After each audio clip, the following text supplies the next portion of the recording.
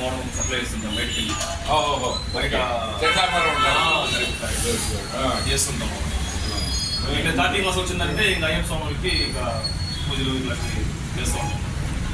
సంవత్సరం ఈ అయ్యప్ప స్వామి వాళ్ళు వేరే కంపల్సరీ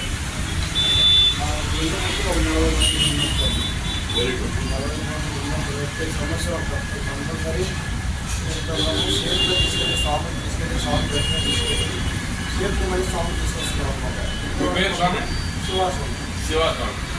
మీ పేరు కన్యస్వామి? రమేష్. రమేష్. మహేష్. మహేష్. ఓకే. సింహరాశి తులారాశి తెలిసినారు బాగా. ఓకే. తర్వాత ఇప్పుడు మనం ఆరోగ్యమైన ప్రత్యేకమైన అక్కడక్కడ షాపులు చాలు అవి వగేరా వగేరా జనరిక్ ఫుడ్ అంతా దొరుకుతుంది కదా. ఇప్పుడు ఇక్కడికి వచ్చారు కదా, మిల్లెట్స్ ఎలాగుంది చాయ్? ఫస్ట్ టైం తాగాం స్వామి. ఫస్ట్ టైం తాగాం మిల్లెట్స్. ఓకే. చాలా అద్భుతంగా అనిపించింది. Very good. చిరుధాన్యాలతో చిరుధాన్యాలు కాబట్టి టేస్ట్ చాలా కొత్తగా ఉంది. Very good. చాలా బాగుంది. సో హెల్తీ, ఆరోగ్యపరంగా బాగుంటుంది. మీరేమంటారు గంట స్వామి? చాలా బాగుంది సార్. Very good. చాలా బాగుంది. Very good. మళ్ళీ ఇంకొకసారి అంటే మీకు అనిపిస్తుంది మాకు ఓకే. ఇంకా ఈ జనరేషన్ లో ఇలాంటి ఆరోగ్యకరంగా వచ్చేటువంటి దొరకడం తక్కువ, చాలా అరుదు. ఇలాంటివి పెట్టడం వల్ల ఈ స్వామి వాళ్ళకి కూడా నాకు తెలిసి మంచి జరుగుతుంది. Very good. Very good. Good. So ఆరోగ్యమే మహాభాగ్యము. ఆరోగ్యం మన చేతుల్లో ఉంది. మన వ్యవహారమైన ఆహారమైన ఆరోగ్యం పైన ఆధారపడిందని స్వామి తెలియపరిచారు. భాగ్యలక్ష్మికి ఏమున్నట్టు స్వామి శరణం చెప్పా.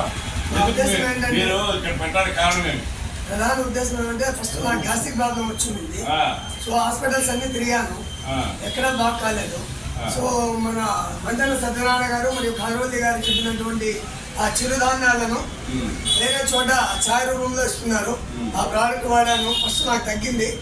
ఆ తర్వాత నేను దీనిపైన ఎందుకు కాన్సన్ట్రేషన్ పెట్టకూడదు, సో ఇది కూడా బిజినెస్ లాగా ఉంది. అట్ ద సేమ్ టైం మనము పబ్లిక్ సేవ చేసినట్టు ఉంటుందనే ఉద్దేశంతో ఆరోగ్యము ఈ రోజుల్లో ముఖ్యంగా మనిషికి కావాల్సింది ఆరోగ్యం. ఆస్తి కన్నా ఆరోగ్యం నిన్న. సో ప్రతి తల్లిదండ్రికి అదేవిధంగా ప్రతి బిడ్డకు నేను చెప్పడం ఏంటంటే, మీ పిల్లలకు మీరు ఆస్తి కంటే ముఖ్యంగా ఆరోగ్యాన్ని ప్రసాదించండి. అంటే మిల్లెట్స్ను తినమని వాళ్ళకి చెప్పండి. సో అదేవిధంగా మీరు చేయలేకపోతే మేము అన్నీ చేసి పెడతాం, ఈవెన్ టిఫిన్తో సహా. మరి 10 రోజుల్లో 15 రోజుల్లో మనం టిఫిన్ సెక్షన్ కూడా స్టార్ట్ చేయబోతున్నాం.